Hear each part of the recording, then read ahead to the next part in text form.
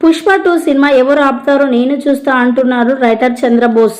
ఇప్పుడు వీటికి సంబంధించిన విషయాలు అయితే ప్రస్తుతానికి సోషల్ మీడియాలో ఎంతో వైరల్ అవుతున్నాయి. రైటర్ చంద్రబోస్ గురించి మనందరికీ తెలిసిందే.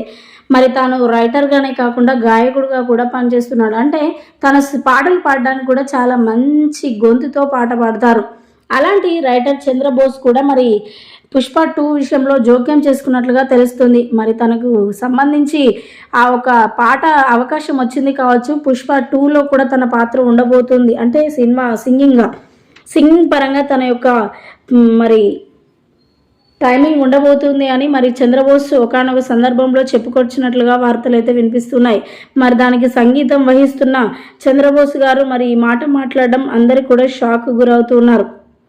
తన పాట ఏందో తాను పాడుకొని వెళ్లాల్సింది పోకుండా మరి సినిమాకి సంబంధించిన అప్డేట్స్ ఇవ్వడం చాలా సంతోషకరమైన విషయం అనే చెప్పాలి.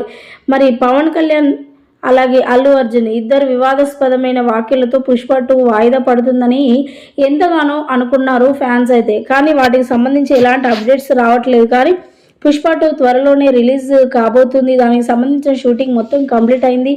కానీ రిలీజ్ చేస్తే ఫ్యాన్స్ యొక్క ఉద్దేశం ఏంటి అని కూడా డైరెక్టర్ గారు ఆగుతున్నట్లుగా వార్తలు వినిపిస్తున్నాయి. దానికి సంబంధించి రైటర్ చంద్రబోస్ గారు మాట్లాడుకొస్తూ ఎవరు ఆపుతారో నేను చూస్తా, దానికి సంబంధించి షూటింగ్ కానీ సినిమా రిలీజ్ అయిన ఎవరు ఆపొద్దు అంటూ సెన్సేషనల్ కామెంట్స్ చేశారట చంద్రబోస్.